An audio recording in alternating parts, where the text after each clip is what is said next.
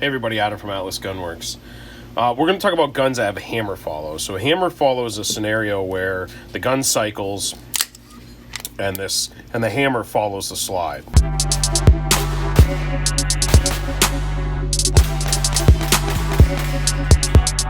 Most of the time when that happens, the gun's going to stop here on this half cock notch. So you see it out just a little bit. If it was fully forward, it would be, recessed in here a little bit. So most of the time you're going to see it on the half cock, and there's a couple of things going on that could cause either one of those scenarios.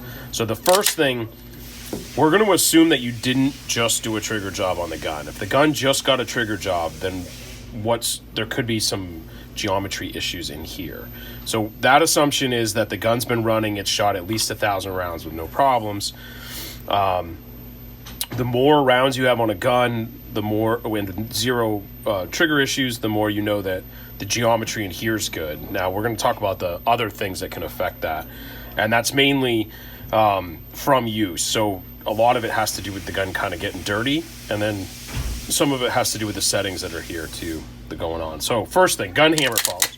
You shoot the gun, and the symptoms would be this: you look down, you've shot the gun has ammo in it, it's cycled, and the hammer's in this position. Or if you get a double fire, so if it doesn't catch on the half cock notch, that hammer will follow the slide and potentially set the next round off. So what are we going to check first? There's three primary things here. This is all stuff you can do at home, and maintenance you should be kind of doing on your own anyway. So the pre-travel, so after the gun breaks, there's my sear engagement, and then that movement after. If that's too short, you're going to have the gun start to hammer follow. So it's as simple as taking, almost all these triggers have a set screw in them, no matter who you're using. And you're going to back that up. That screw hits this, the mag catch, right? There's a bar in there that makes contact with, that stops the over travel. That's going to let the trigger go back further, and then that, you're going to be good there. There is a window where that needs to operate. If your trigger goes too far back, you can actually pin the disconnector so it doesn't move. But that's unusual, but it's a possibility. So you want to be in that nice zone where you're getting a little bit of post, we call that post-travel after the sear breaks, but not a terrible amount. I don't have good numbers off the top of my head, but probably 1/8 of an inch.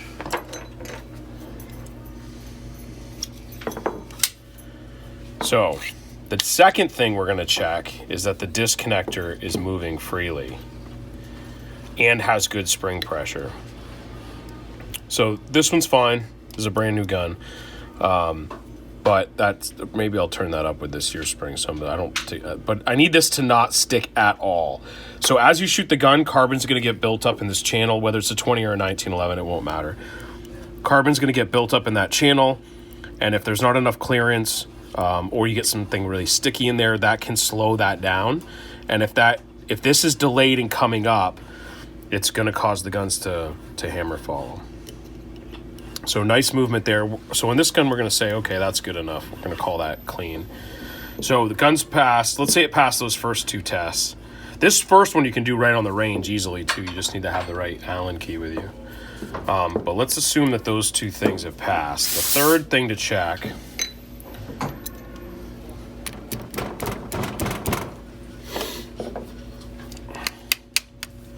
is the trigger travel. So I can do it with the hammer and sear in the gun, but I want to make sure the trigger free floats and bounces with no spring pressure on it. So I want it to return to zero and be nice and fast. If this is a little sluggish, if it's slow on the way back, then we need to just get in there and clean that. This needs to move freely.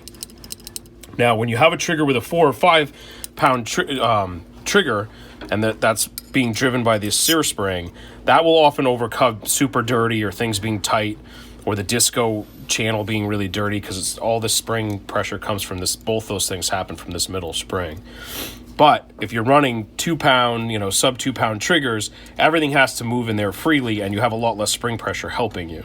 So you might have to clean the gun sooner. You might have to clearance this a little more. You might have to not deal with that a ton. You might have to switch to a cleaner powder.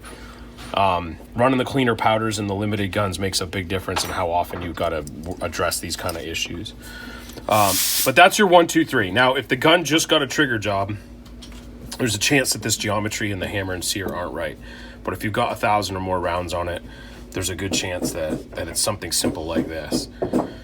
So there's your troubleshooting for hammer follow. When you go back to test the guns, if it's doing that, and the best thing to do is to load 2 rounds in the mag. That way, if you get a gun that's hammer following, it doesn't let off 3 or 4 rounds. It only lets off the second one. So load your mags up all with 2. Hope that helps. See you guys on the range soon.